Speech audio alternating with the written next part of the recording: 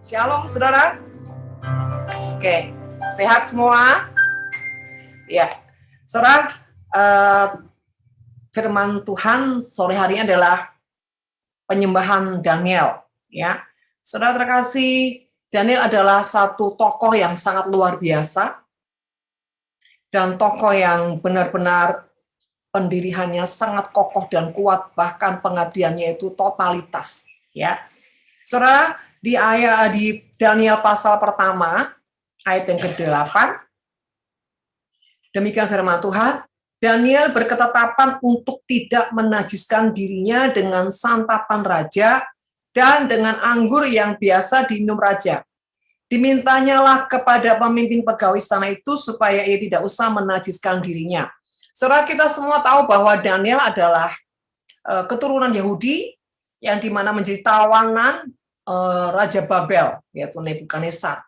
Jadi saudara terkasih, Daniel, Syedrak, Abednego ini adalah orang-orang tawanan yang berasal dari keturunan Yahudi, dan mereka ini adalah orang-orang yang sebetulnya sangat terhormat, ya. Dan saudara, tetapi ketika Daniel menjadi sebuah orang tawanan, ya, Daniel bahkan sempat di mana dia namanya diganti Belsasar, saudara, ya. Dan tapi di situ Daniel tidak keberatan, ya. Terserah mau dinamain apa dan bagaimana, saudara. Tetapi Daniel di sini benar-benar menunjukkan sebuah kehidupan sebagai anak-anak Tuhan yang benar-benar hidup takut akan Tuhan. Saudara, yang sangat terkesan dalam kehidupan saya adalah di mana Daniel ini dari awal sudah memutuskan untuk tidak, ya, menajiskan diri dengan makanan raja.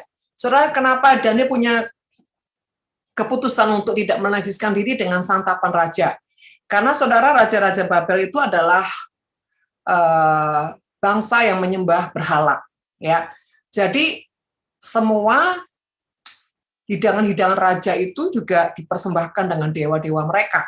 Jadi Daniel itu tidak menajiskan diri untuk tidak makan makanan atau santapan raja. Saudara, ini bicara perut, ya, saudara.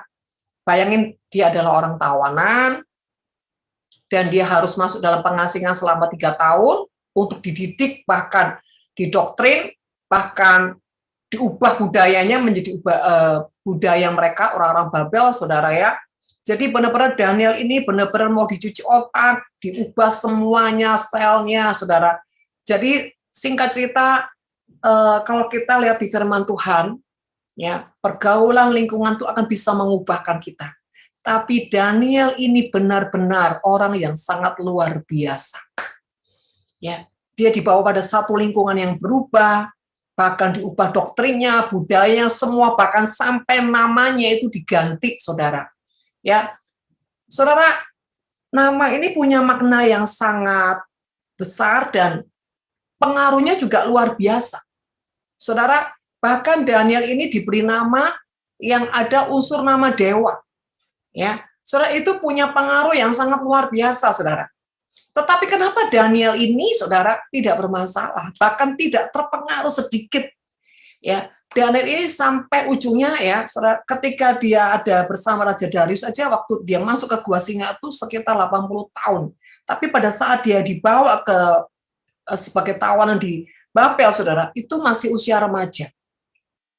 Sekian puluh tahun Daniel tidak berubah, saudara. Hatinya, cintanya dengan Tuhan, bahkan kehidupannya, saudara, ya. Nah, ini, saudara, ketika Daniel punya keputusan untuk tidak menajiskan diri dengan santapan raja, ini bicara penyembahan, saudara, yang sudah ekstrim, saudara, ya. Kalau kemarin kan ada penyembahan-penyembahan yang di di halaman, di ruang kudus, di rumah kudus, ya. Ketika Ruth memutuskan untuk ikut Naomi, itu masih di halaman. Tapi ketika Ruth sudah sampai, ya, di bangsa Yahudi, saudara, dan ketika Ruth sudah memutuskan untuk memungut jelai-jelai, saudara, itu dia sudah punya penyembahan di ruang kudus, karena dia memberikan pengabdiannya total kepada Naomi. Ya. Tapi ketika Ruth tengah malam harus menghampiri Boas ya di tempat pengirikan, saudara, itu menggambarkan sebuah pengabdian di Roh Maha Kudus, karena Ruth seperti nggak punya pilihan lagi, bahkan harga diri dan semuanya sebagai orang Moab, saudara, yang sudah nggak punya nilai, tetapi malam-malam dia harus menyelinap ke tempat pengirikan dan menghampiri Boas di tengah malam, di larut malam. Saudara, ini sangat tidak mudah, ya, saudara. Jadi ini bicara semua kedaulatan keputusan yang ditetapkan, ya. Naomi di situ, Ruth ini tidak punya pilihan, bahkan dia melakukan tepat seperti Naomi katakan. Jadi ada tahap-tahap. Tapi kalau Daniel ini, saudara, sudah dari awal dia punya penyembahan yang ekstrim gitu ya. Dia memutuskan untuk tidak menajiskan dirinya dengan santapan raja. Ini bicara keputusan yang sama sekali. Saudara, sekali lagi, ini bicara perut ya. Siapa di sini yang karena perut nih, ya, kadang-kadang masih berani kompromi nih ya, bohong-bohong atau menjual iman, bukan menjual kesalehannya, kesetiaannya, ya, karena perut yang tidak terisi atau tidak tidak terpenuhi, saudara, sehingga akhirnya marah, berontak, pahit, saudara ya. Kalau di tahap perut aja, saudara seringkali nggak lulus, makan nggak enak nggak bisa, makan nggak enak sedikit sudah ngomel, berontak, itu masih di halaman, saudara. Ya, saudara tidak diberkati Tuhan, ya, udah rasanya mau cari paranormal, saudara, ya, cari suhu untuk tanya-tanya sesuatu tentang nasib lah apa, saudara ya. Ini baru perut, saudara. Sama ketika Tuhan Yesus dicobai, ya, pada saat itu Yesus lapar, saudara. Dan iblis memerintahkan untuk apa? Batu itu menjadi roti. Saudara terkasih, Daniel ini juga, saudara. Dia bicara kehidupannya yang benar-benar punya keputusan yang luar biasa.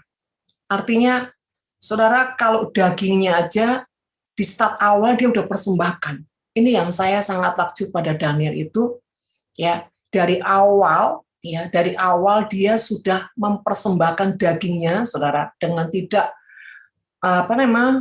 memakan santapan raja, saudara, karena dia tahu santapan raja itu ada unsur berhala, ada unsur hawa nafsu, ada unsur kedagingan, ada unsur banyak hal, saudara ya. Jadi dia benar-benar tidak mau, saudara ya, menajiskan dirinya dengan makanan atau santapan raja. Ini bicara kedagingan yang totalitas dia berikan, bicara hawa nafsu, ya, saudara. Bahkan ketika Daniel ini punya keputusan ketetapan, saudara, imannya, ya. Di sini keputusan Daniel ini, saudara, benar-benar ya diuji oleh pemimpin pegawai istana yang dipercayakan untuk menjaga Daniel. Ya, kita baca Daniel 1 ayat 10. Ya. Tetapi berkatalah pemimpin pegawai istana itu kepada Daniel, aku takut kalau tuanku raja yang telah menetapkan makanan dan minuman berpendapat bahwa kamu kelihatan kurang sehat daripada orang-orang muda lain yang sebaya dengan kamu, sehingga karena kamu aku dianggap bersalah oleh raja. Saudara, pemimpin daripada istana ini, saudara, mereka takut.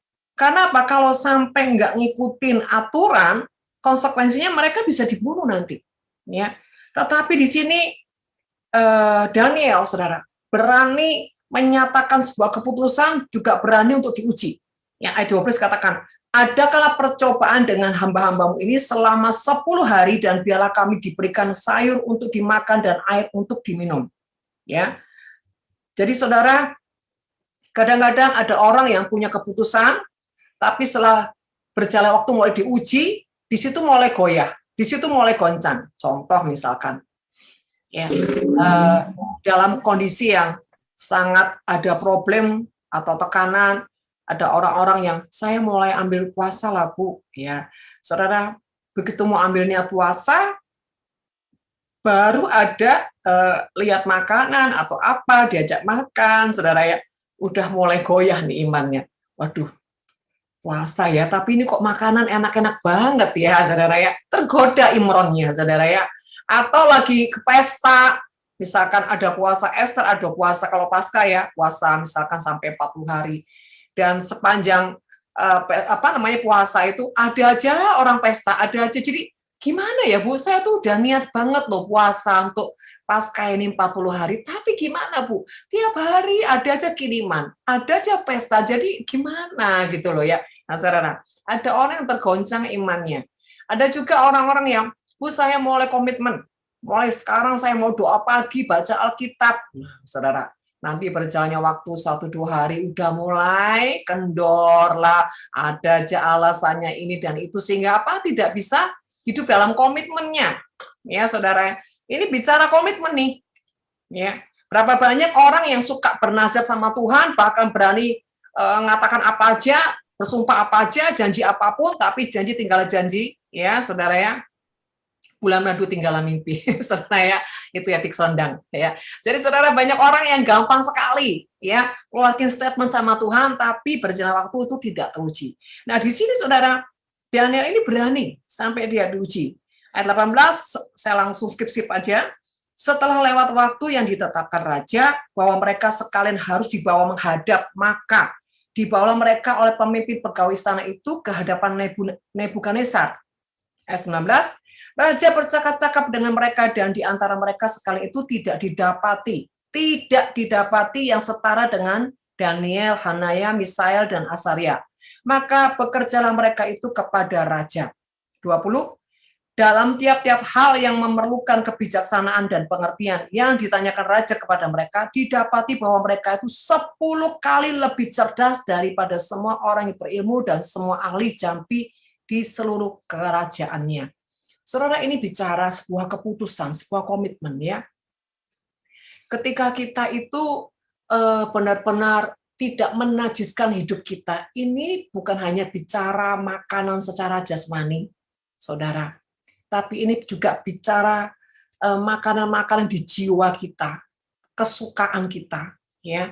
Bicara tentang kepuasan juga, misalkan mulai sekarang nih ya, saya punya keputusan, ya, nggak lagi lihat-lihat yang nggak benar, ya, nggak lagi mau gosip-gosip. Aduh, pokoknya saya jangankan gosip lah. Dengar aja saya memutuskan untuk tidak menajiskan telinga saya untuk mendengar gosip, apalagi ngomongin gosip.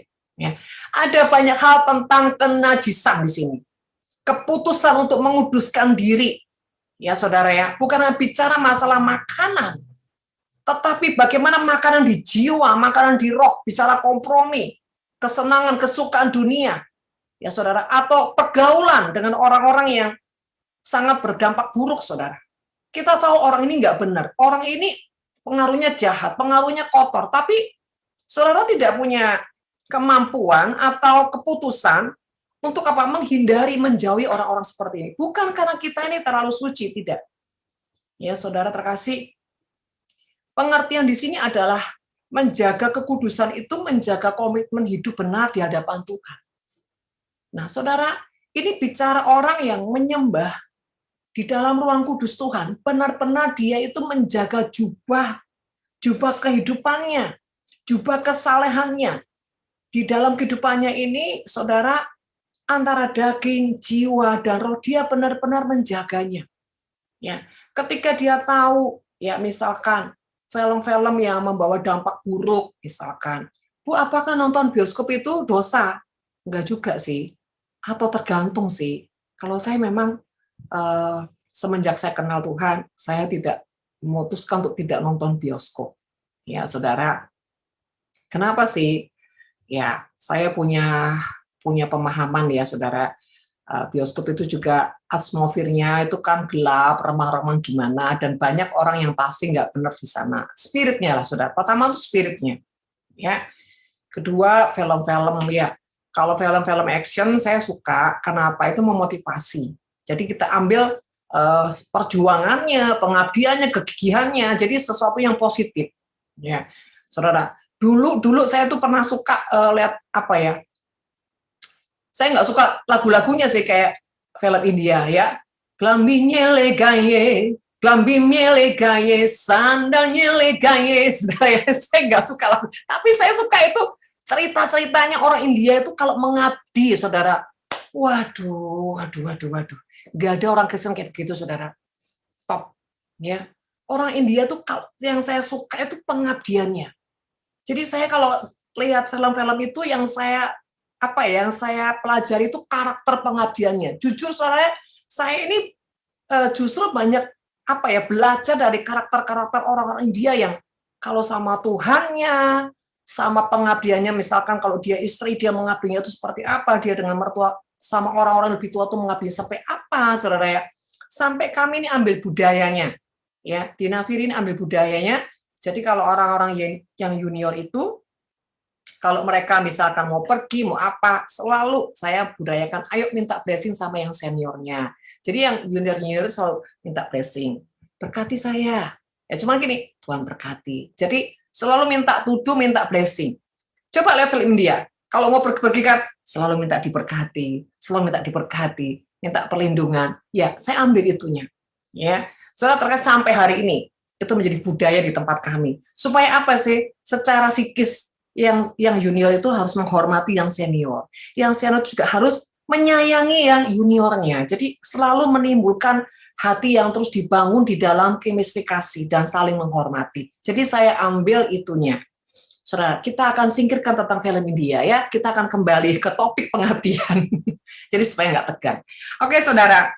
Jadi ini gini, Daniel ini adalah orang yang latar belakangnya ya orang terhormat juga, orang kerajaan, dan ketika dia menjadi tawanan di Babel, saudara, sekalipun ya habit dia itu ada silsilah daripada anak-anak kerajaan, ada turun juga dari Hizkia, Daud ke Hizkia, saudara. Jadi bukan orang sembarangan ini, orang yang sangat terhormat, ya.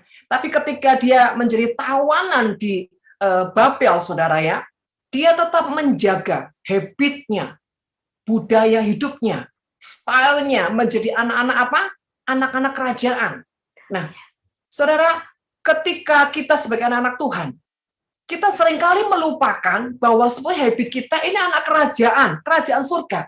Tapi kenapa ya anak-anak Tuhan itu lebih suka membudayakan hidupnya sebagai anak-anak dunia? Ini contoh nih, bicara tren. Lagi tren baju yang kalau punggungnya tuh nggak lubang rasanya nggak keren. Terus pakai baju kalau nggak pusar nggak kelihatan tuh rasanya nggak keren. Kenapa? Ini tren gitu loh, Bu. Saudara, coba. Kok anak mana? Anak kerajaan apa anak dunia? Ya kita lagi di dunia, kita ikut di dunia lah, Bu. Perkara surga nanti deh, tunggu mati. Nah ini saudara. Jadi kebiasaan, budaya, gaya hidup kita harus terapkan. Bahkan membiasakan kita bukan seperti tapi terbiasa punya lifestyle ini anak-anak kerajaan surga. Contoh, anak-anak kerajaan surga tidak murahan, ya. Walaupun usia sudah expired, bukan berarti diobral. Siapa sih mau si Jono, si Tony, si apa, si Dula, si apalah gitu ya. Nggak apa-apa lah, Bu, di diskon-diskon gitu loh, Bu, karena udah expired ini umur saya, Bu, gimana nih gitu loh ya. Janda-janda yang masih muda nih, Bu, saya masih bergairah loh, Bu, boleh kan, Bu, cari pasangan hidup. Nah, saudara, ya bukannya boleh nggak boleh ya, itu standar level dan standar selera gitu loh ya. Jadi kalau kita terbiasa selera kerajaan surga, kita nggak akan mau yang murahan gitu ya. Sekalipun apa kata dunia sudah expired gitu loh ya, maaf ya, gue nggak bisa diobral gitu ya. Maaf banget gitu ya. Bukannya harga kita terlalu tinggi, tapi memang dari sononya ada tinggi. Karena apa? Yesus harga kita, saudara ya. Yang penting kita bukan jual mahal, ya.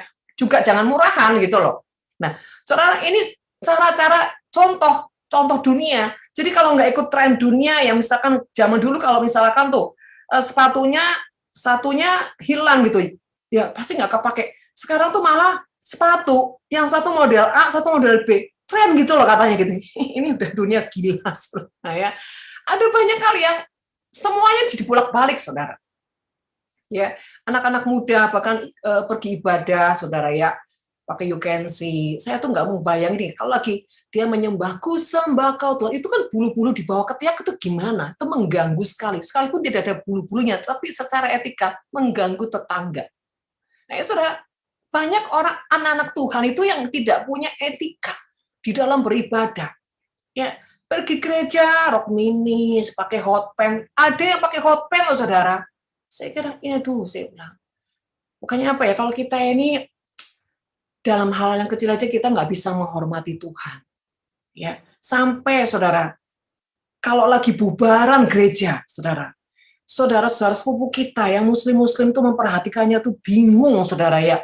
Ini habis ke gereja atau ibadah atau ke pesta atau ke tempat pantai, saudara. Mereka bingung karena ya itu tadi, saudara. Ya, atau saudara ya, tadi menyembah sampai meler, sampai semua nangis dari air mata, hidung, mulut semua keluar, saudara ya. Wah, karena mengalami lawatan Tuhan katanya begitu.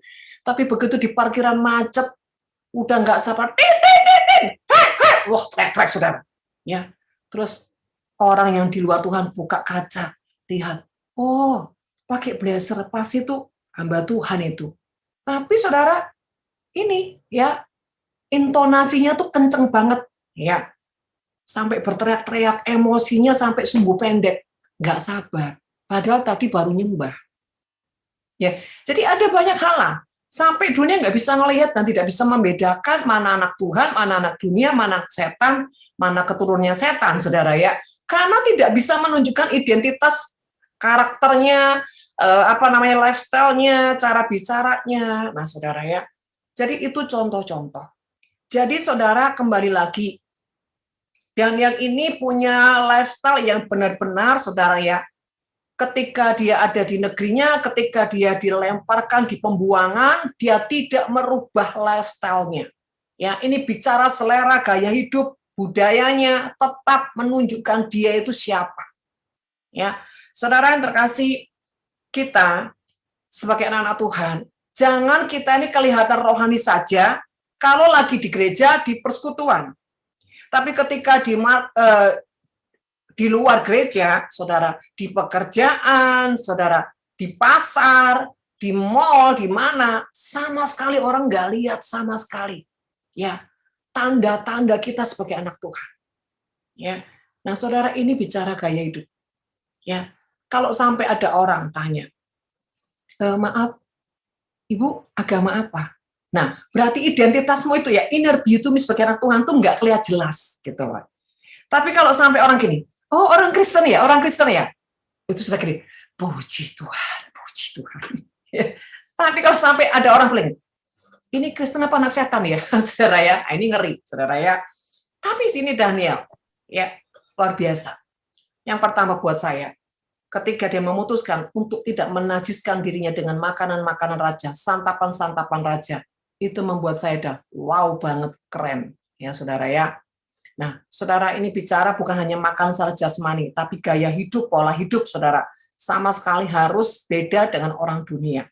Ya, saudara, bahkan di tempat kami pun kami mengajarkan namanya norma-norma ya, ketika dalam situasi ibadah, bagaimana kita menjadi orang menghormati Tuhan pada saat ibadah berlangsung, saudara, tidak ada yang boleh jalan-jalan, tidak ada yang boleh iseng, tidak ada, benar-benar menghormati Tuhan.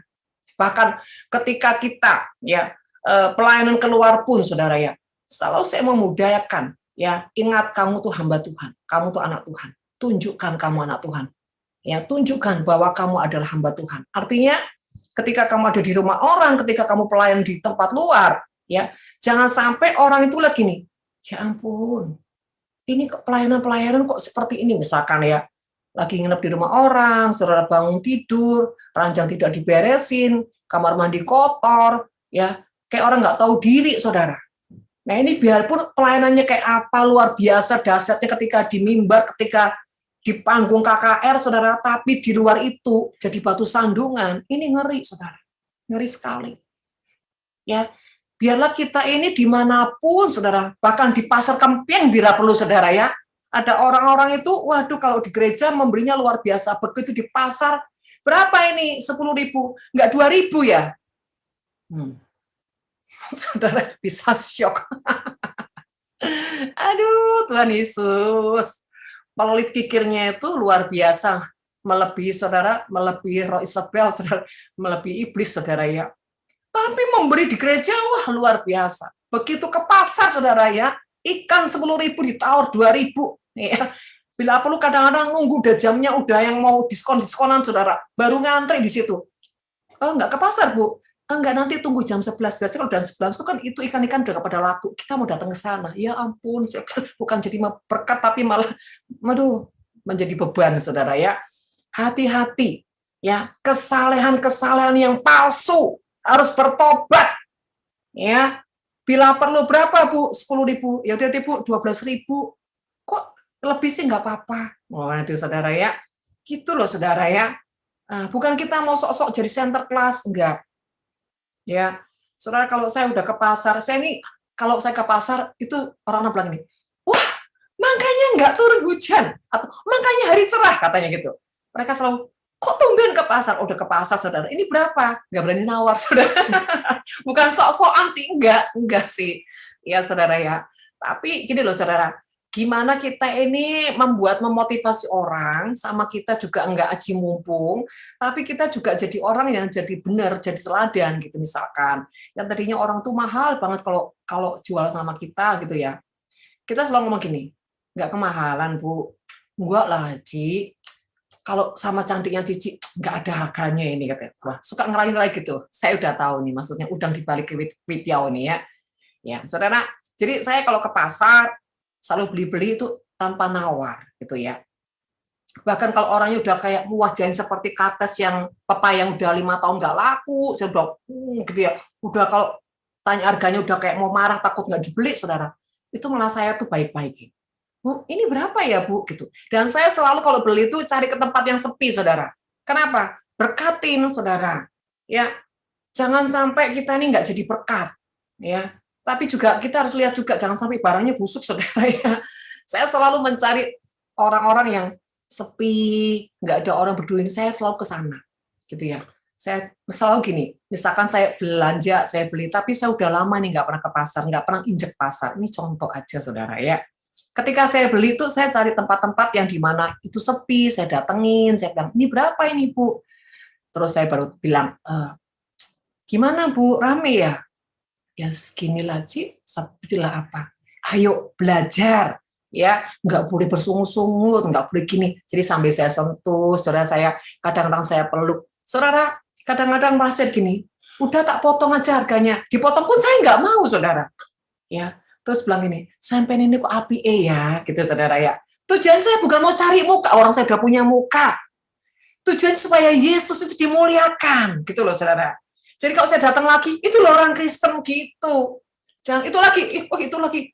Waduh, itu supaya jangan mampir ke pasar saya. Aduh, kalau datang tuh selalu nawar-nawar sampai bikin saya kesel. Nggak tahu tuh siapa tuh anak setan. Jangan sampai gitu, Saudara ya. Jadi kalau saya datang, wah itu loh orang Kristen gitu, Saudara ya. Bahkan saya terkenal, Saudara, kalau datang ke pasar, ini loh juragan sembako karena Pak suka bagi-bagi sembako, Saudara.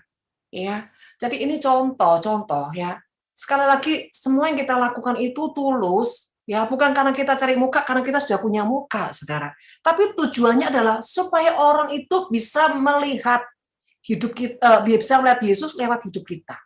Ya, bahkan kadang-kadang kalau saya ke supermarket atau ke restoran gitu ya, Saudara. Ke restoran gitu, Saudara. Lihat restorannya sepi gitu, Saudara ya. Kadang-kadang Tuhan gerakin saya nih. Pegawai-pegawainya tuh, Saudara ya, kayak nganggur, kayak apa, saya datengin. Mbak, rame dah restoran ini. Sepi, Ci. Oh iya, ini udah sudah di PHK banyak gini-gini, Saudara. Malah bagi-bagi duit, Saudara. Ya, bagi duit satu orang 100.000, 100.000, 100.000. Satunya, berapa, Bu? Berapa, Mbak, orang sini? Pertama, ya ini 5 orang, Saudara. Begitu saya keluar 100.000, di belakang juga ada. Di belakang masih ada, Saudara. Ini udah bagi 100.000, 100.000, Saudara. Dan saya puji Tuhan, anak-anak saya itu selalu support. Ya, Saudara ya. Saudara tahu nggak, dikasih 100.000 per orang, langsung cium-cium tangan, Saudara. Saya bilang, jangan gini, saya bilang gitu. Sampai mau nangis, Saudara. Ya, Saudara, waktu itu saya bukannya lagi banyak duit, lagi nggak ada duit, Saudara. Dan satu-satunya di dompet itu, saldonya kosong. Tapi saya ini, ya pokoknya Saudara, aduh, pokoknya gimana Tuhan lah. Ya, jadi Saudara terkasih, itulah cara kita menginjil di luar. Hidup kita. Jangan ngomong firman Tuhan, karena apa? Banyak orang dunia udah dengar firman Tuhan. Bahkan ketika orang dunia dengar firman Tuhan, malah mau muntah, Saudara. Karena apa? Banyak orang ngomong firman Tuhan, tapi hidupnya bukan firman Tuhan. Ya, jadi Saudara terkasih, saya ini punya julukan ya, kalau di keluarga ya suami saya. Kalau ada orang nggak doyan duit, ini loh orangnya, nggak doyan duit. Siapa bilang saya memang nggak doyan duit, tapi saya butuh duit loh ya. Jadi artinya saya ini orang yang tidak pernah takut, ketakutan apa. Pokoknya saya ini intinya percaya saja dalam hidup. Ya, percaya saja. Ya. Jadi saudara terkasih, kembali lagi kesalehan kita. Kesalahan kita ini, saudara, adakah sampai setiap orang ya menikmati buah-buah kesalehan daripada hidup kita. Jadi orang itu bukan hanya lihat kita ini rajin gereja, pelayanan, berdoa, memuji Tuhan, atau apalah saudara. Ya, lebih baik orang melihat kita itu lebih dikenal kebaikan kita sampai ujungnya, oh pantas anak Tuhan. Nah gitu saudara ya. Jangan sampai kebaliknya. Anak Tuhan ya, lu kok kayak setan ya. Nah jangan sampai kebaliknya begitu saudara. Lebih baik orang tadinya nggak ngerti kita anak Tuhan, tapi ujung-ujungnya dia lihat kita lama-lama dia tahu. Pantesan, karena apa? Orang Kristen. Nah, itu penyembahan. Itu penyembahan. Ketika kita menjadi berbeda dengan orang-orang dunia, itulah penyembahan. Seperti kita nyanyikan, ku tahu hidupku adalah penyembahan. Kau ciptakanku dalam kemuliaan-Mu. Saudara sadar, saudara dan saya diciptakan menurut kemuliaan Tuhan. Jadi bukan murahan, bukan comberan, bukan sampah. Jangan sampai engkau tidak menghargai hidupmu, ya, tidak menjaga dan mencintai hidupmu untuk kemuliaan Tuhan. Ya, kembali lagi saudara. Daniel, ya, adalah orang ketika dia diuji, ya, dia tidak ragu, tidak pelin-pelan, dia siap diuji. Misalkan saudara di tengah pandemik seperti ini, ya, banyak orang-orang misalkan berkeluh kesah pada saudara, Bu, saya nggak punya beras, saya nggak bisa bayar SPP. Bagaimana sikap saudara? Apakah saudara hidup dengan dirimu sendiri? Kalau saya, apa kata Tuhan? Kalau Tuhan suruh saya keluarin, saya keluarin. Ya. Tapi kalau Tuhan bilang, jangan, serupiah pun saya nggak akan keluarin, saudara. Apa kata Tuhan? Tapi ada orang-orang yang, ya, ibu berdoa ya, nanti apa kata Tuhan? Tapi di dalam hatinya, saudara, ada roh pelit. Ya, ini namanya munafik. Jadi, saudara terkasih, mari, di masa pandemi seperti ini, kesempatan kita punya penyembahan yang luar biasa. Yang bisa dirasakan dan dinikmati oleh semua orang. Sampai orang bisa melihat kita, dia melihat Yesus. Saudara, ketika Daniel ini, saudara, memutuskan untuk tidak menyantap makanan raja, dan ketika dia diuji, saudara, ya, dia diuji, dia siap, saudara. Bahkan ketika saudara sampai dia dihadapkan raja, ya, raja pun mengakui bahwa mereka itu jauh lebih bijaksana, lebih cerdas, 10 kali lipat dari semua orang-orangnya. Saudara, yang terkasih dalam nama Tuhan, kenapa? Kenapa Daniel bisa punya hasil yang seperti itu? Saudara, saya percaya, Daniel kenapa bisa memutuskan untuk tidak menyantap makanan raja? Itu pasti ada awalnya. Daniel membangun hidupnya di dalam keintiman dengan Tuhan. Saudara, yang sampai nanti kita akan dengar di mana Daniel itu punya kehidupan yang 3 kali sehari datang menyembah Tuhan. Ya, bukan 3 kali sehari doa makan pagi, doa makan siang, doa makan malam, enggak saudara. Ya, terakhir doa mau tidur, enggak. Tapi bicara hubungan dengan Tuhan.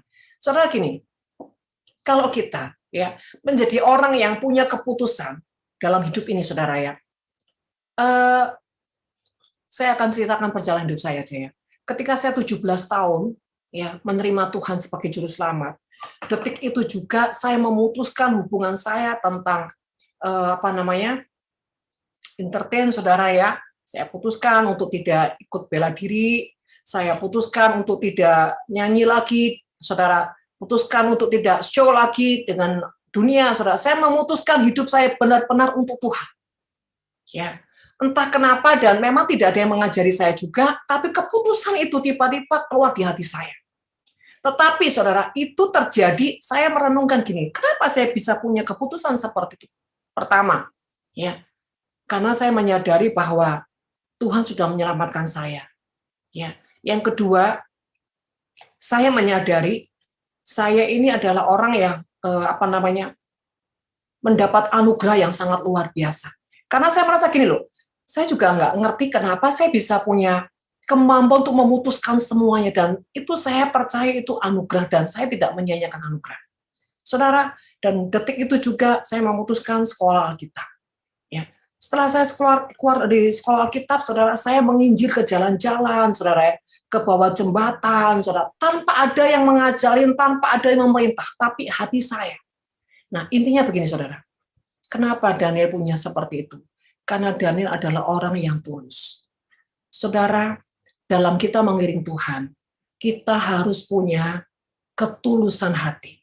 Di mana ada ketulusan, saudara akan menjadi orang yang punya kerelaan, bayar harga apapun pertobatan, bayar harga apapun saudara memikul salib, bayar harga apapun dalam pengabdian. Ya, di dalam ketulusan itu saudara tidak akan pernah menjadi orang yang menghitung dengan Tuhan. Daniel ini adalah orang yang sangat tulus. Ya, kalau orang itu tulus, pasti saudara gandengannya itu rendah hati. Ya saudara. Jadi saudara, orang rendah hati belum tentu tulus. Tapi kalau orang tulus akan mudah rendah hati. Dan orang yang tulus akan mudah mengabdi. Ya. Saudara, kalau ditarik garis semua, kesimpulannya itu adalah sebuah ketulusan. Seperti Rut adalah orang yang tulus. Daniel, orang yang tulus. Hatinya tulus mencintai Tuhan yang dia sembah. Jadi, sekalipun dia dilempar kemanapun, dia tidak pernah berubah. Saudara, dalam didikan Tuhan atas hidup saya, ketika Tuhan bawa saya di bawah, merintis sebuah pelayanan, saudara, saya dulu adalah orang yang ketika pelayanan awal-awal, saudara ya, penginjilan itu semua sendiri. Ketika buka persekutuan, ya saya menyebarkan undangan sendiri, saudara, jalan ke rumah-rumah, door to door, saudara. Saya menyiapkan firman, saya menyiapkan pujian, saya juga menyiapkan semua sarana ibadah, ya saudara ya. Jadi itu benar-benar ya, semuanya sendiri, saudara ya. Firman sendiri, pujian sendiri, beres-beres sendiri, semua serba sendiri, saudara ya. Benar-benar sendiri dan bertahun-tahun itu, saudara. Kesetiaan itu dilakukan, ketekunan itu dilakukan. Gak ada keluhan apapun, saudara. Dan melakukannya dengan sukacita. Ya, saudara terkasih dalam nama Tuhan. Makanya sekarang menjadi tolak ukur adalah pertama, apakah kau punya ketulusan di dalam mengiring Tuhan, melayani Tuhan. Kalau kau belum punya ketulusan, akan sulit sekali, saudara. Ya, Daniel adalah orang yang tulus, saudara. Ya, yang kedua, saudara, hasil daripada apa yang sudah menjadi tekad Daniel ketika jadi saksi, saudara ya. Daniel 2 ayat 19-20. Maka rahasia itu disingkapkan kepada Daniel dalam suatu penglihatan malam. Ya. Lalu Daniel memuji Allah semesta langit. Ayat 20, berkatalah Daniel, terpujilah nama Allah dari selama-lamanya sampai selama-lamanya, sebab daripadanya adalah hikmat dan kekuatan. Saudara terkasih, Daniel adalah orang yang selalu hidupnya itu apa-apa dalam keberhasilan. Semua ini karena Tuhan. Dia adalah orang yang tidak mencuri kemuliaan Tuhan. Ya, saudara, hidupnya selalu apa-apa itu semua ini karena Tuhan, semua karena Tuhan. Dia tidak merasa itu hasil upayanya, itu karena perjuangannya, itu karena tidak. Semua yang dia lakukan itu karena Tuhan. Saudara, artinya kalau saudara dipuji orang, kamu hebat sekali loh pelayanannya, luar biasa. Adakah kau hati berkata, semua karena Engkau Tuhan. Bukan cuma di mulut loh ya. Karena ada banyak orang bilang, ya semua itu karena Tuhan, Bu. Tapi dalam hatinya, ku menikmati pujian tadi. Ku menikmati kehormatan dari manusia. Saudara, banyak orang itu palsu. Ya, untuk memuliakan Tuhan. Tapi Daniel di sini, dia benar-benar, saudara, dia benar-benar menceritakan semua itu, bahkan semua dia menyatakan itu karena Tuhan. Saudara, yang selanjutnya, Daniel adalah orang yang punya jiwa menyelamatkan orang, suka menyelamatkan orang. Ya, dalam peristiwa Nebukadnezar ketika dia punya mimpi, saudara, ya, dan tidak ada satupun orang yang bisa menafsirkan, mengartikan mimpi-mimpi tadi, saudara. Sehingga mereka terancam dengan kematian, ya. Saudara, di dalam Daniel 2 ayat 13, ya. Ketika kita dikeluarkan supaya orang-orang bijaksana dibunuh, maka Daniel dan teman-temannya pun terancam akan dibunuh. Ayat 16, maka Daniel menghadap raja dan minta kepadanya supaya ia diberi waktu untuk apa? Memberitahukan makna mimpinya kepada raja. Jadi saudara terkasih, Daniel tidak menjadi orang yang nggak peduli sama orang. Ya. Dia tahu orang terancam. Ini contoh, saudara. Ini masa pandemik, ya. Saudara, saya mengucapkan terima kasih buat saudara-saudara sudah berdoa buat ibu saya, udah selesai dari COVID-nya, sudah pulang dari rumah sakit. Saudara, terima kasih banyak, ya. Ibu saya sempat nafasnya, ya, mengerikan sekali, saudara, ya.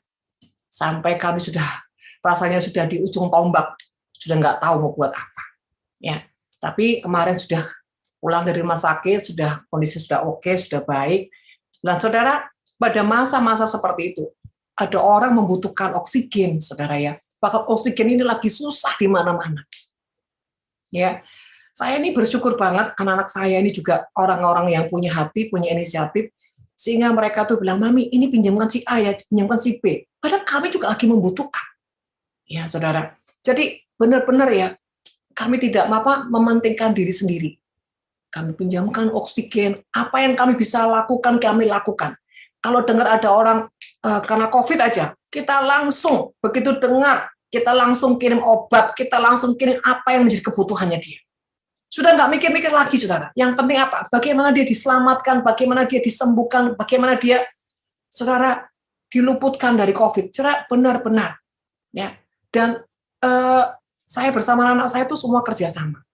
Siapapun yang dengar orang COVID, langsung nggak pakai tanya, nggak pakai lama, saudara, langsung pesan obat. Ya, sampai kalau kita ini beli obat COVID itu seperti kacang goreng, saudara, benar-benar. Ya, obat-obat Hinsai, saudara, ya.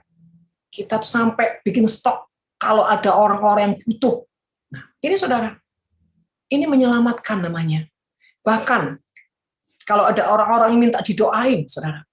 Saudara jangan bilang gini, aduh jangan nanti saya tertular COVID. Saudara, ya. Saudara terkasih, ya, di saat seperti inilah, ya, Tuhan bilang kasih menjadi kering dan orang mencintai diri sendirinya dan menjadi hamba uang. Saudara, ketika ada orang-orang sedang terancam, ya, Daniel ini memberanikan diri menghadap raja dengan segala resiko, saudara. Risiko apa? Nyawanya sendiri. Dia nggak tahu nanti bakal Tuhan jawab atau enggak. Dia nggak tahu. Tapi dia berusaha dulu lah, maju dulu lah. Untuk apa? Mengamankan situasi. Saudara terkasih, dalam hal ini juga kita belajar. Ya, saudara terkasih, ketika ada orang-orang yang, Bu, tolong didoakan. Saudara. Ya, saya yang penting gimana Tuhan. Ya, Tuhan, dan kedua ada sepakat dengan keluarga. Saudara, bahkan menguburkan anak yang lagi meninggal di tengah COVID, saudara. Dan kuburannya itu adalah kuburan orang-orang COVID, saudara. Ya, saya jalan, saya melangkah. Kenapa, saudara? Karena kembali, tentang belas kasih. Di masa-masa COVID ini Tuhan sedang melihat kita, loh. Adakah kita ini orang yang punya belas kasih? Atau orang cuman hebat, ngomong Tuhan, Tuhan, Tuhan, Tuhan, hebat pelayanan di mimbar, tapi nggak punya kasih yang sesungguhnya. Atau hidup untuk diri sendiri, saudara. Ya, saudara, jujur ya, masa pandemik, saudara, hampir yang 2 tahun ini, pengeluaran begitu mengerikan, saudara. Ya, pengeluaran begitu mengerikan, tapi Tuhan itu luar biasa. Tidak pernah membiarkan anak dalam kekurangan. Ada aja, pokoknya ada aja. Ya, sampai-sampai saya ini kalau mau beli apa, saya nggak pernah lihat saldo itu berapa. Pokoknya itu selalu beli ya, beli. Tuhan beli. Keluarin. Ya, sampai saya udah nggak berani ngintip-ngintip, saudara. Saldo saya berapa, nggak berani, saudara. Udah pokoknya percaya saja. Tuhan suruh tabur. Ya. Karena di masa seperti inilah, saudara. Kita jangan bilang ini, Tuhan ini masanya tuayan jiwa-jiwa, kalau kau nggak punya hati untuk jiwa-jiwa. Munafik. Kita berdoa, bagi bangsa ini kami berdiri dan membawa doa kami kepadamu. Doamu kau bawa, dompetmu kau sembunyikan. Kata malaikat, capek deh. Kan doa Tuhan, ku bilang kan doa. Bukan dompetku kuserahkan. Malaikat bilang gini, benar juga ya. Dia kan bilangnya doa, bukan dompetnya. Saudara terkasih, inilah untuk kita benar-benar ditampi siapa kita sesungguhnya di masa-masa sulit seperti ini. Apakah kita bersembunyi di balik isolasi mandiri, saudara, sekalipun kita nggak COVID? Untuk apa? Untuk menghindari orang-orang yang membutuhkan kita. Jadi Bapak Ibu saudara terkasih, bicara penyelamatan. Ini juga bicara penyembahan. Di tengah-tengah masa susah, di tengah-tengah masa kekeringan, di tengah masa-masa kematian seperti ini. Adakah kita ini orang punya hati? Ya, saudara, kayak gini ya saudara ya.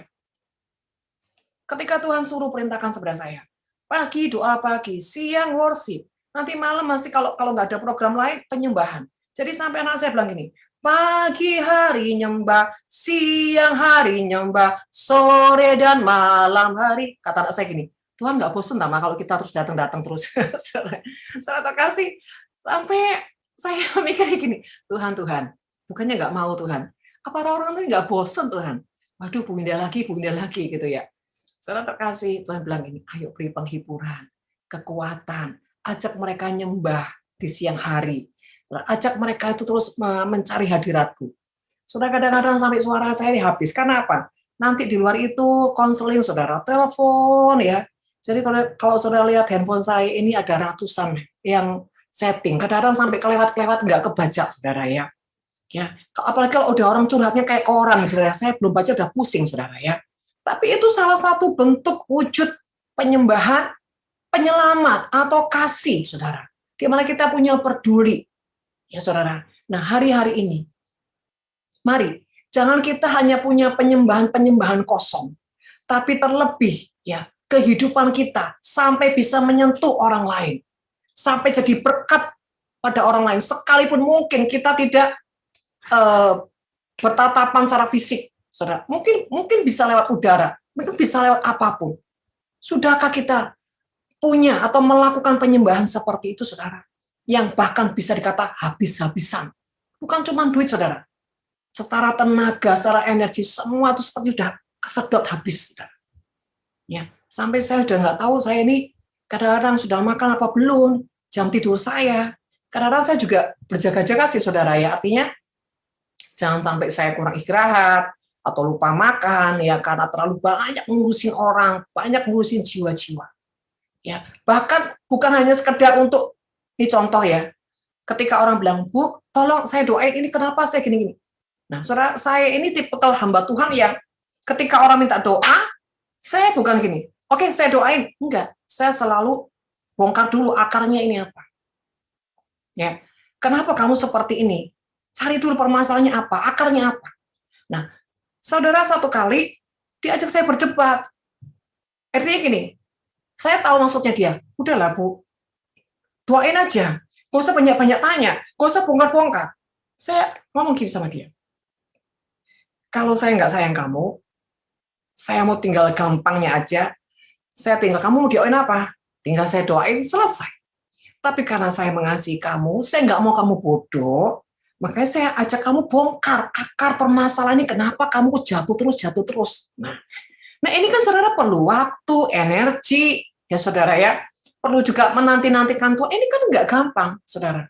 Ya. Sedangkan masih banyak yang lain harus diurusin. Nah, saudara, ketika saya mengatakan seperti ini, baru dia sadar, saudara. Jadi saya ini nggak suka ya kerjain cuma asal-asalan, sekedar saya lakukan.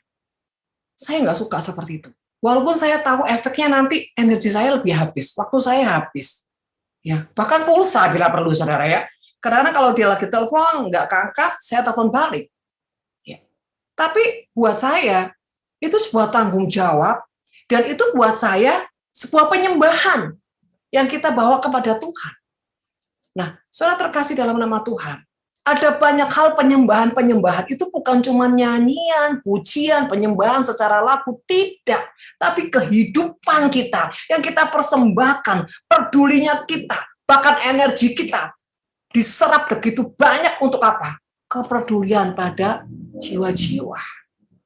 Semuanya, tubuh, jiwa, dan roh. Apakah kita sudah benar-benar persembahkan? Atau kita cari amannya, tidur-tidur aja?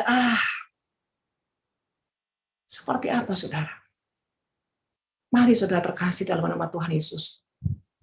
Ya, sekali lagi, sekarang ini kita lagi dituntut sama Tuhan, penyembahan, penyelamatan. Buat siapa? Buat siapapun yang Tuhan taruh di hati kita. Ini bukan cuma bicara waktu, tenaga, duit. Tidak, saudara. Semuanya. Apa yang mau kita kerjakan, apa yang Tuhan mau kita persembahkan, kita persembahkan. Terutama dalam hal kasih, tidak boleh pura-pura. Ya, tidak boleh pura-pura. Saudara, sekalipun kadang-kadang saya udah capek ya, udah benar capek mentok. Saudara. Dan saya ketika saya mau buka aja udah kayak nggak punya tenaga. Paling-paling saya cuma bilang gini, Tuhan tolong saya. Ini gimana? Selalu saya andalin Tuhan, saudara. Apapun saya andalin Tuhan. Karena memang saya sadar itu bukan kekuatan saya, bukan kemampuan saya, tapi itu Tuhan. Saudara. Dan saudara terkasih, hari-hari ini, jangan sampai kasih kita menjadi kering, kita menjadi cuek, kita menjadi dingin, kita menjadi orang yang hidup dengan diri sendiri, apalagi menjadi hamba uang. Ini ngeri sekali, saudara. Ngeri sekali. Ya, jangan takut miskin dalam hal memberi, saudara. Tuhan perhitungkan semuanya. Yang penting kita dipimpin Tuhan. Apapun yang kita lakukan harus atas kehendak Tuhan. Seperti yang saya katakan. Kalau Tuhan tidak menghendaki, serupiah pun saya nggak akan berikan. Kenapa, saudara? Bukan saya kejam. Saya harus ikut melakukan kehendak Tuhan, bukan untuk menyenangkan manusia. Ya. Tapi kadang-kadang ketika Tuhan tidak mengizinkan saya melakukan, karena orang tersebut lagi ada dalam didikan Tuhan.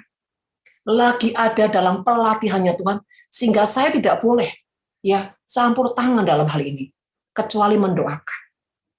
Terlepas nanti saya disalahartikan, saya dianggap nggak punya hati, cuma ngomong doang, ya udah resiko dalam pelayanan seperti itu, ya udah nggak apa-apa. Itu salib, saudara. Yang penting saya tidak jadi orang munafik. Bahkan ketika seseorang itu tidak memerlukan, di saat dia perlu saya nggak kasih, di saat saya nggak, saat dia nggak tidak menghubungi saya, tapi ketika saya tergerak Tuhan suruh kasih, saya kasih, dan dia langsung kaget, saudara. Wah, nangis dan bilang, terima. Saya bilang stop. Nggak usah puji berlebihan. Semua itu Tuhan, bukan saya. Saya ini kalau semakin dipuji, saya semakin takut, saudara. Semakin ngeri, bukan semakin saya menikmati. Karena semua itu harus untuk Tuhan. Dari Tuhan kepada Tuhan dan untuk Tuhan. Ya, jadi Bapak Ibu saudara terkasih, jujur ya, di masa pandemik ini saya malah jujur kerja lebih keras lagi dari sebelum masa pandemik. Ya, karena jiwa-jiwa itu nggak habis-habisnya, saudara. Itu kalau 24 jam diturutin nggak ada habisnya. Karena kadang-kadang jam 1, jam 2 pagi, jam 3 pagi, ada aja orang yang telepon, chatting, konseling, saudara. Ya. Jadi saudara terkasih, ini bicara bagaimana kita menjadi orang yang punya hati menyelamatkan, dan itu penyembahan. Ya, hidup tidak untuk diri sendiri, saudara. Hidup ini untuk menjadi berkat. Menjadi berkat bukan hanya duit saja. Ada orang yang nggak mau susah, udah pokoknya saya tabur, saya nggak mau tahu lah. Saudara, persembahanmu ini apa? Apakah berkenan sama Tuhan? Tidak. Intinya bukan masalah duit atau tenaga. Ada orang yang pelit banget, dia itu nggak mau, saudara, menabur berkat secara keuangan, tapi tenaga. Bu, kalau saya tenaga, Bu, mau jam berapa, mau apa, saya sikat habis, Bu. Asal, Bu, jangan duit loh ya. Kalau duit, sama aja tuh nggak berkenan. Jadi bukan masalah materi, tenaga, waktu, tetapi melakukan seperti apa yang Tuhan mau, dan semuanya itu adalah segenap hati, totalitas, dan tulus. Itu yang mesti persoalan, saudara. Ya, sekali lagi, kalau orang yang banyak duit, dia mau kasih berapapun nggak ada masalah. Tetapi kalau dia keluar tenaga dan waktu, dia nggak rela. Ini sama juga. Persembahan yang tidak berkenan sama Tuhan. Saudara, jadi bagaimana nilai takaran penyembahan, bahkan persembahan dan penyembahan yang menyenangkan Tuhan? Kita melakukan seperti yang Tuhan mau. Ya, jadi jangan tidak fokus, saudara. Jangan berjalan dengan rutinitas, kebiasaan agamawi atau menurut kebenaranmu, seleramu. Nggak bisa. Kita harus lakukan apa yang menjadi kehendak Tuhan. Ya, selanjutnya saudara, sikap daripada Daniel ini adalah orang yang sangat rendah hati dan mencintai unity. Saudara, ketika dia berhasil, saudara, menunjukkan bahwa dia orang yang lebih bijaksana, lebih pintar, lebih hebat, ketika dia tidak memakan makanan raja. Yang kedua, ketika dia sudah bisa mengartikan mimpi daripada Raja Nebukadnezar, dia tidak tinggi hati, saudara. Ya, dia tetap orang yang rendah hati, saudara. Nah, saudara terkasih, kita akan baca di Daniel pasal 2 ayat 12, 17, dikatakan, ya, kemudian ketika Daniel ini punya tantangan untuk bagaimana hidupnya, saudara, ya, dipertaruhkan. Saudara, dia ini tidak mengandalkan kekuatannya. Dikatakan kemudian pulanglah Daniel dan memberitahukan hal itu kepada Hanaya, Misael dan Azaria temannya, dengan maksud supaya mereka memohon kasih sayang kepada Allah semesta langit mengenai rahasia itu, supaya Daniel dan teman-temannya jangan dilenyapkan bersama-sama orang-orang bijaksana yang di Babel. Jadi saudara, ketika Daniel ini harus mengartikan mimpi daripada Nebukadnezar, dia mengajak siapa? Teman-temannya, Sadrak, Meshak, Abednego. Ya, dia tidak merasa aku mau datang sendiri ke Tuhan. Karena ada banyak orang yang merasa nih bisa mendengar suara Tuhan, dia sombong banget. Aku nih mendengar suara Tuhan loh. Tuhan bicara sama aku loh. Tuhan kasih tanda loh sama aku. Saudara terkasih, kalau kita ini, justru kita kalau udah bilang mendengar suara Tuhan, harusnya mau tidak mau, suka tidak suka, kita ini harus ada tanda semakin rendah hati. Kalau ada orang menyatakan dia mendengar suara Tuhan, tapi dia sombong, dia angkuh, dia bukan mendengar suara Tuhan, saudara. Karena iblis pun bisa menyamar sebagai malaikat terang. Artinya, iblis pun juga bisa punya karunia, saudara. Jadi hati-hati. Ya, di sini Daniel tidak merasa dirinya hebat, saudara. Dia mengajak teman-temannya untuk apa? Datang kepada Tuhan, memohon kasih sayang Tuhan. Supaya apa? Disingkapkan rahasianya itu. Saudara, jangan sampai kita jadi orang yang sombong rohani. Sok tahu, sok pintar, sok benar, saudara. Ya, karena banyak orang-orang yang merasa diurapi Tuhan, merasa setia sama Tuhan, dipakai Tuhan, tapi kesombongannya itu tingkat dewa, saudara. Ya, sombong banget. Ya, jadi saudara terkasih, hati-hati. Kesombongan ini spirit. Ya, kalau ada roh kesombongan di dalam kita, itu kita harus rajin tekun mencabut sampai ke akarnya. Karena kalau tidak, saudara akan mengalami yang manipulasi roh spirit roh jahat. Yang kelihatannya benar, tapi sebetulnya itu bukan Tuhan. Akhirnya apa? Terjadi roh penyesatan. Ya, saudara, justru saudara ketika kita jadi orang, atau apalagi kita pendoa, ya, pendoa itu harus semakin rendah hati, semakin dipakai Tuhan, semakin rendah hati, semakin punya kasih, bahkan semakin apa ya saudara? Orang yang punya penguasaan diri. Ya, Daniel ini adalah orang yang sangat punya penguasaan diri. Ya, jadi saudara terkasih, penyembahan itu apa sih? Pengabdian itu apa sih? Penyembahan. Penyembahan itu apa? Pengabdian itu yang nggak bisa dipisahkan. Kalau orang hidupnya selalu penyembahan, berarti dia identik dengan pengabdian. Kalau orang yang suka mengabdi, berarti dia suka menyembah. Jadi antara penyembahan dan pengabdian itu senyawa yang nggak bisa dipisahkan. Jadi jangan orang suka ngeroh-ngeroh, penyembahan, kalau nyanyi bahkan sampai katanya ngalami Tuhan, sampai nangis, sampai apapun, sudah bahkan mengalami Tuhan, melihat Tuhan, bahkan mendapatkan pernyataan apapun. Tapi hatinya sama sekali nggak ada pengabdian. Apa sih pengabdian itu, saudara? Hidup yang memperbudakkan diri demi orang lain diselamatkan.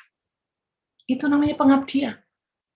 Hidup yang memperbudakkan dirinya demi orang lain mengalami keselamatan atau mengalami Tuhan.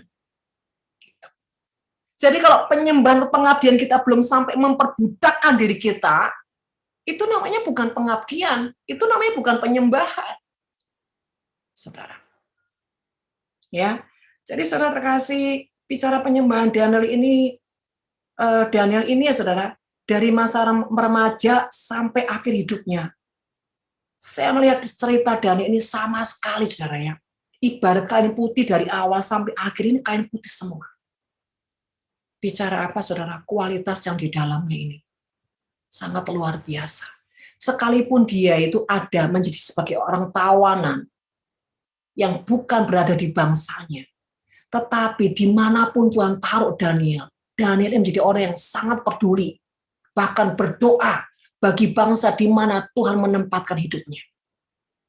Ya, ada orang-orang, misalkan TKW, atau orang lagi kerja di luar negeri atau kemanapun, di otaknya cuma apa? Cari keuntungan, bisnis. Ya, dulu waktu anak saya di Australia, sekolah dan kerja, saya ngomong, Rik, kamu harus belajar mencintai Australia. Berdoa buat Australia. Supaya di Australia itu ada orang yang takut Tuhan, cinta Tuhan, Australia diberkati. Kenapa? Firman Tuhan berkata, ya, kesejahteraan kota itu kesejahteraanmu juga. Jadi saudara terkasih, jangankan di bangsa asing, kadang banyak anak-anak Tuhan yang nggak peduli sama bangsanya sendiri. Nggak usah ngomong bangsa, kotanya, atau tempat di mana dia berdomisili. Nggak pernah doain. Misalkan saudara yang ada di Jakarta, di Pluit, di Kelapa Gading, sudahkah kau berdoa buat Pluit, buat Kelapa Gading, saudara? Jangankan bilang Indonesia. Saudara, harus berdoa di wilayah di mana engkau ditempatkan. Itu tugas saudara. Kenapa? Kalau di tempat area itu aman, maka engkau sejahtera. Yang kedua, saudara, ketika kau memberkati kota atau tempat di mana engkau sedang mendudukinya, tempat itu juga akan memberkati engkau. Secara teritorialnya juga akan memberkati engkau. Jadi saudara terkasih, berapa banyak orang itu nggak peduli sama lingkungannya, saudara. Ya, ini aja misalkan nih mau Agustus, saya udah bingung saudara. Mau bikin sembako atau saya bergulat sama Tuhan. Mau bikin sembako berapa ratus, ya mau bikin nasi kotak berapa ribu, saudara. Berdoa hari-hari ini, berdoa. Kenapa? Karena ingin memberkati saudara.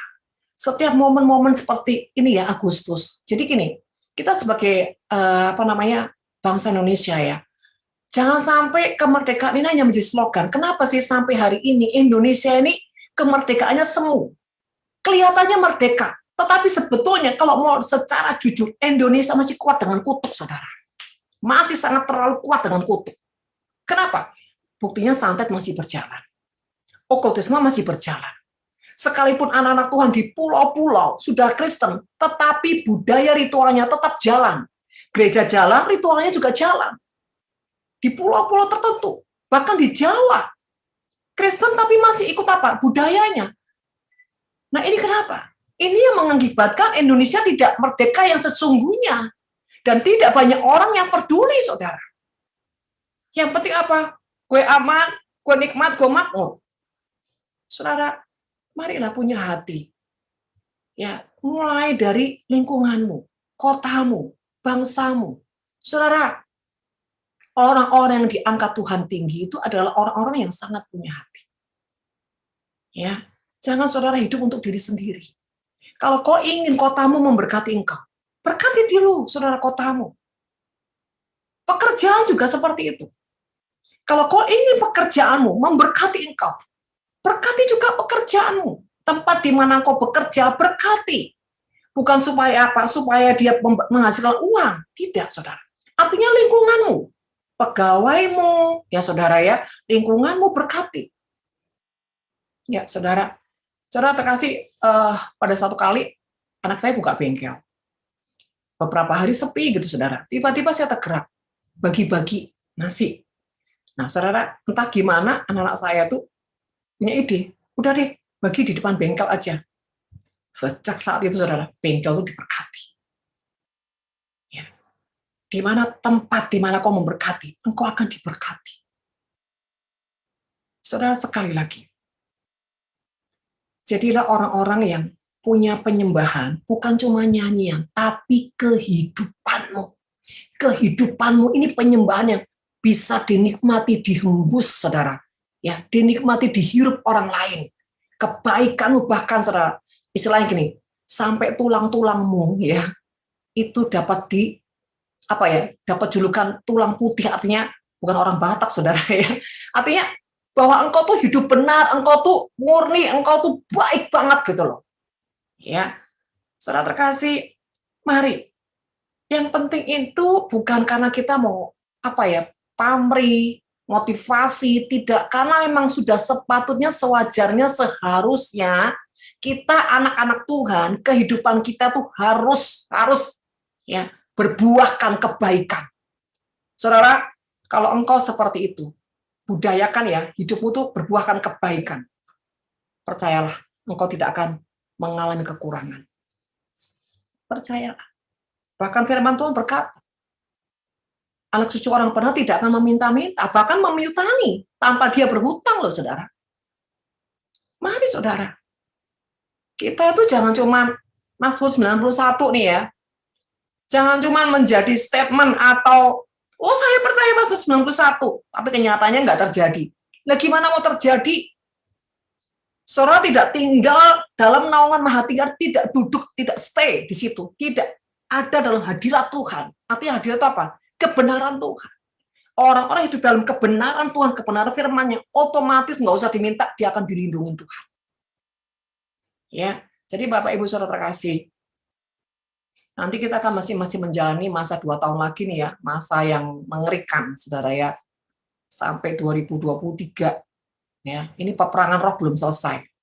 Ke depan malah akan lebih lagi mengerikan peperangan rohnya. Kalau kita nggak melekat sama Tuhan, nggak bisa. Kedua, jangan jadi orang yang cuman agamawi. Ya, nanti akan ada kemandulan secara roh. Kalau rohmu mandul, busung lapar, maka kematian itu akan terjadi atas hidupmu. Kutuk akan terjadi atas hidupmu. Orang-orang yang tidak melakukan firman Tuhan itu secara otomatis dia hidup di dalam kutuk. Otomatis, saudara. Mau didoain pelepasan 100 kali, 1000 kali, kalau kau tidak hidup dalam firman Tuhan, engkau akan kembali hidup dalam kutuk. Jadi kalau paling enak itu, saudara, setelah patahkan kutuk, hiduplah dalam firman Tuhan. Secara otomatis engkau akan hidup dalam apa? Merdeka. Jadi Bapak Ibu Saudara terkasih, mari hari-hari ini kita akan lebih mengerti ya, setiap musim, setiap fase, kita harus membaca dan mengerti situasinya, dan kita harus menyikapi apa yang harus kita lakukan. Ya, selanjutnya, saudara. Ketika Daniel ini punya keintiman dengan Tuhan, itu aja ada tantangannya, saudara. Contoh sekarang ini ya, contoh sekarang. Kita sudah nggak bisa ibadah lagi seperti biasanya, saudara ya. Ke depan kalau misalkan nanti PPKM udah mulai selesai, saudara ya, kita tetap ibadah dibatasin, ya, tidak seleluasa seperti dulu, ya, saudara. Nah, saudara terkasih, ada orang yang menyikapi seperti ini, ya udahlah, nggak apa-apa, nggak boleh ibadah di gereja, online bisa. Saudara tahu ya, sebetulnya Tuhan tuh hari-hari ini sedang melihat hati kita loh. Dia keker hati kita. Sejujurnya kita ini seperti apa? Ketika pandemi, ketika PPKM tidak bisa ibadah, ya, ketika semua dibatasi, bahkan semua tempat-tempat ibadah ditutup, saudara.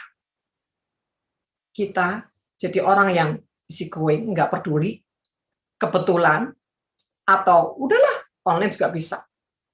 Saudara, kalau sampai indikasi hatimu seperti itu, mengerikan sekali, saudara.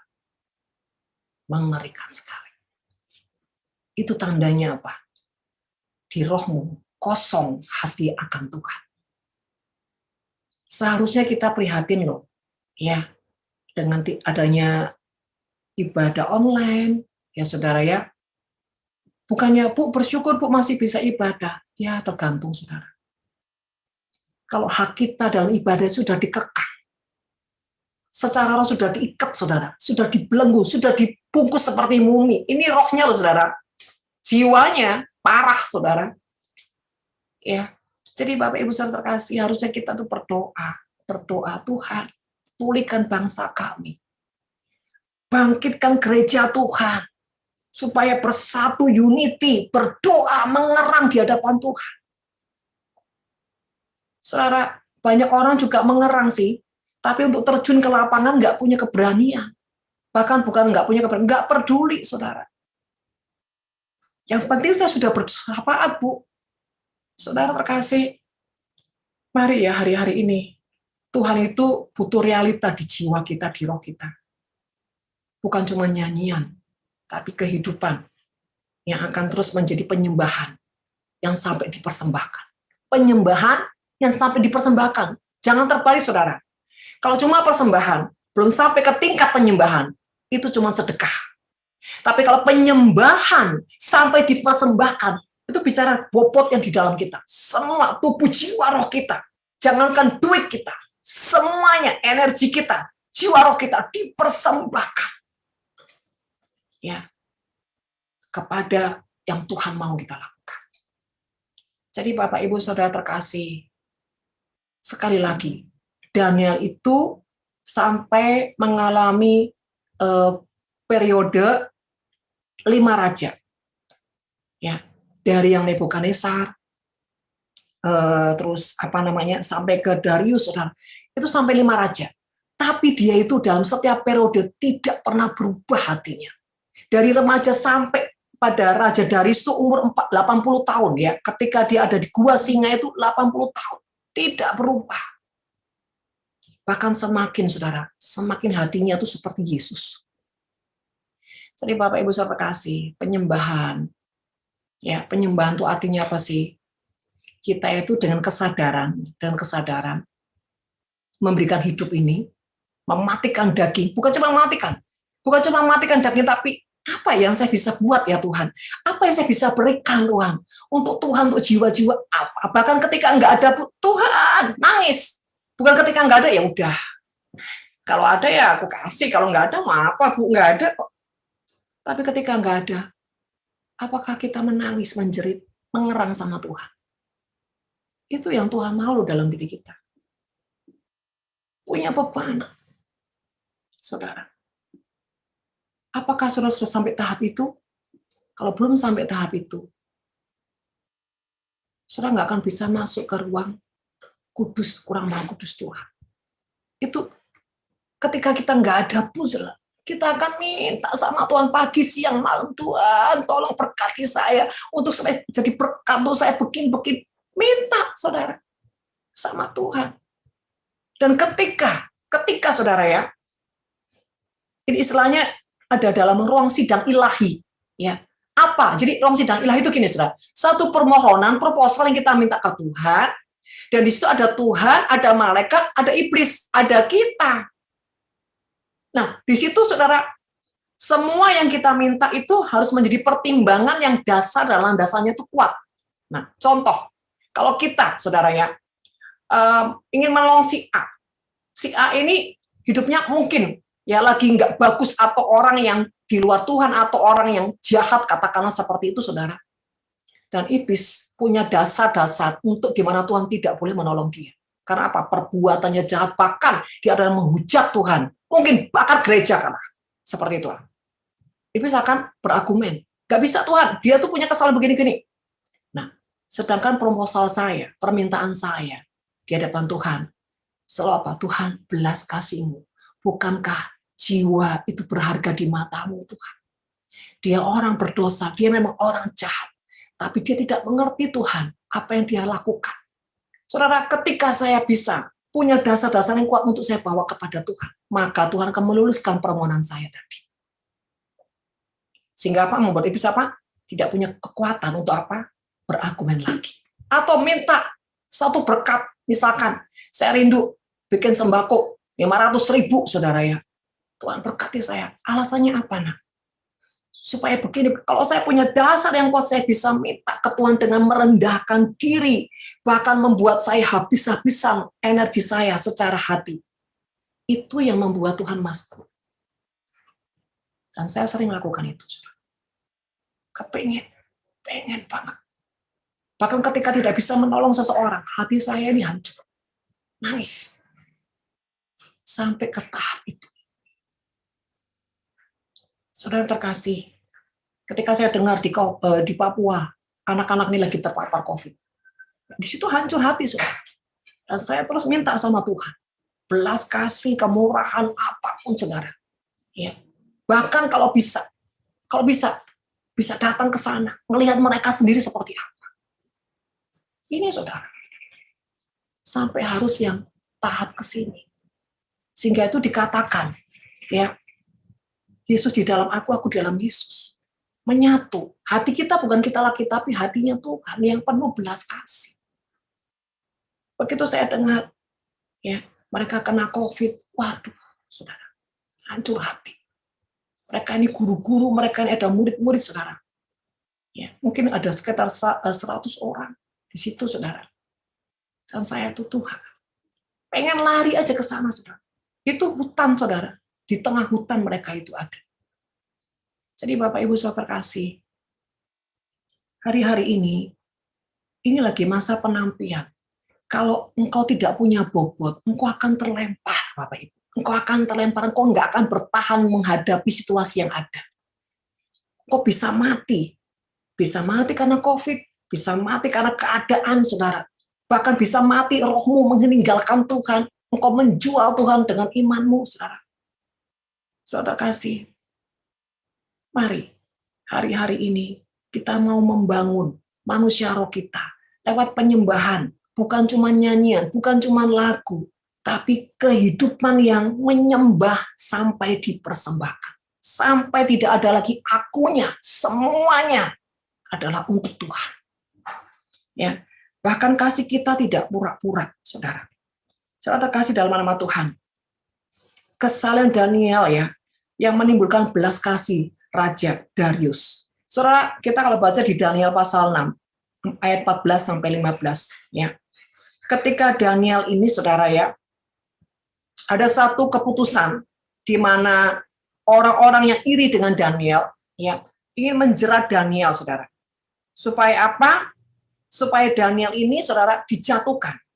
Saudara, di dalam kesalahan Daniel, ya, dan ini adalah orang yang sampai membuat Raja Darius itu simpati sama dia. Saudara terkasih, pernahkah, ya, kita menjadi orang yang ketika kita ini melakukan segala sesuatu, sampai orang yang tidak kenal Tuhan pun, ya, dia sampai membela kita bisa-bisa. Pernah nggak saudara mengalami seperti itu? Ya. Karena apa? Karena orang melihat kita ini kualitas hidup kita seperti apa. Pernah nggak saudara itu diperjuangkan dengan orang yang di luar Tuhan?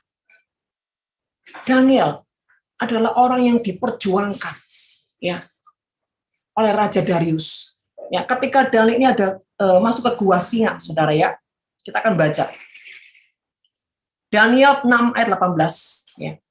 Lalu pergilah raja ke istananya dan berpuasalah ia semalam-malaman itu. Ia tidak menyuruh datang penghibur-penghibur dan ia tidak dapat tidur. Jadi gini, saudara, kesalahan Daniel ini sampai membuat simpati Raja Darius yang bukan orang kenal Tuhan. Ya. Raja Darius ini begitu tahu Daniel ini masuk dalam jerat sehingga sampai dilemparkan ke gua singa, hatinya nangis menjerit, saudara. Dan dia pengen menolong Daniel. Saudara kasih arti gini, kekristenan saudara sudahkah sampai membuat orang di luar Tuhan kagum dan sangat-sangat kagum dengan saudara? Sampai punya kasih itu luar biasa. Saudara, baru-baru ini ibu saya kena COVID. Dan saya banyak mendengar kalau orang sudah masuk ke rumah sakit, kebanyakan mereka cuma digeletakkan, nggak terlalu dirawat seperti apa, saudara. Tapi saya lihat ketika ibu saya pulang, dia cerita, semua suster-suster, dokter-dokter yang menangani itu semua baik. Dan di situ Tuhan bilang begini, itu upah orang setia. Saudara, ibu saya ini orang yang setia. Orang yang tekun. Orang yang penderma. Saudara, perbuatannya, buah hidupnya. Jadi kalau dia susah, saudara, bahkan orang di luar Tuhan, Tuhan pakai untuk menolong. Saudara, dia bisa masuk ke rumah sakit Siloam, saudara. ditolong orang yang tidak kenal Tuhan, saudara. Ya, ada cara-cara Tuhan, rekayasa Tuhan yang begitu ajaib. Ya, kalau misalkan kita sendiri aja, saudara ya, mau masukkan ke rumah sakit susah karena apa? Lagi penuh-penuhnya pasien COVID, saudara. Pasti dibilang penuh lah, apalah apa. Ini sudah fasilitas yang terbaik, saudara. Rumah sakit yang terbaik, perawatan terbaik, saudara. Sampai saya bilang, wow. Sampai ibu saya bilang gini sama suster-suster. Suster, kamu mau apa? Jangan oma, jangan oma. Sampai dia itu kepingin gitu loh kasih sesuatu sama suster-suster ini. Dia cerita, aduh susternya baik-baik, dokternya baik-baik. Sedangkan dia lihat yang lain-lain nggak terlalu, saudara, nggak terlalu digubris. Nah ini kenapa? Karena upah orang yang setia, upah yang orang di mana suka berkorban.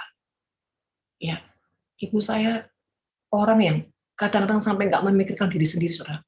Dengan orang susah, langsung keluar uangnya. Kadang dia nggak pakai pertimbangan. Saya punya bapak juga seperti itu. Dengan orang susah, langsung keluar uangnya. Jadi saudara, saya ini adalah apa ya? Bibit orang-orang yang hatinya tulus, saudara. Jadi lahirlah saya. Jadi sekali lagi, bukan lagi membanggakan diri, tapi semua karena Tuhan. Tapi ujungnya, saya mau kasih tahu, basic orang sampai punya kepenyembahan, sampai bisa ke ruang kudus dan rumah kudus, itu cuma satu. Dasar yang paling kuat, itu di ketulusan. Kalau kita belum punya ketulusan, akan susah, saudara. Kita nggak akan mungkin sampai bisa mencintai didikan Tuhan. Kita nggak akan mungkin sampai menghambakan diri, bahkan rela jadi keset untuk orang lain diselamatkan. Nggak akan mungkin, saudara. Nggak akan pernah mungkin bisa rela melepaskan apapun, saudara. Demi untuk apa? Jiwa-jiwa. Nggak mungkin. Jadi, saudara terkasih, yang pertama adalah rahasia Daniel itu pertama adalah ketulusan. Ya, orang yang tulus luar biasa. Yang kedua, orang yang punya integritas. Jadi dia dimanapun, baik dia di bangsanya, dilempar ke Babel, bahkan puluhan tahun saudara dia di Babel. Hatinya, integritasnya tidak berubah. Yang ketiga, cintanya akan Tuhan. Dia berani mempertaruhkan hidupnya, nyawanya, bahkan untuk menolong orang lain pun dia tidak, saudara, mempertahankan nyawanya. Saudara terkasih, kalau engkau punya nilai-nilai hidup seperti ini, itulah penyembahanmu yang sampai ujungnya ke ruang Maha Kudus. Saudara terkasih, Daniel orang yang sangat punya prinsip kuat, tidak pelin-pelan, tidak pernah lemah, strong, kuat. Kalau dia udah bilang A, sampai nafas akhir, dia akan lakukan A. Tidak berubah setia. Jadi Bapak Ibu saya terkasih, mari kita mengevaluasi diri. Hari-hari ini akan terus ada kematian. Hari-hari ini akan ada penampian, saudara. Kalau kita tidak sungguh-sungguh sama Tuhan, kita akan menjadi, ya saudara, gandum yang kosong. Tinggal gabahnya saja. Ketika ketiup angin, ketika ada masalah pergumulan apapun, kita gampang kelempar. Kita gampang terbuang. Mari saudara, supaya kita ada dalam lingkup Tuhan. Mari kita isi manusia roh kita dengan penyembahan-penyembahan yang di mana nilai pengabdiannya itu sampai dipersembahkan di hadapan Tuhan untuk kemuliaan Tuhan. Ya, jadi Bapak Ibu saudara terkasih, bagaimana kalau engkau jadi orang yang, Bu, saya ini ketulusannya tuh, aduh Bu, sangat minim banget. Ya minta sama Tuhan. Ya, minta sama Tuhan. Tuhan beri aku ketulusan, kerelaan hati. Nanti ada prosesnya. Ketika menjalani proses, harus rela, saudara. Rela, komitmen terus. Ya, jangan sampai, aduh Tuhan capek, enggak lah. Nah, jangan sampai enggak komitmen. Ya, saudara, sampai di sini dulu, saudara. Saya akan membuka ruang tanya jawab.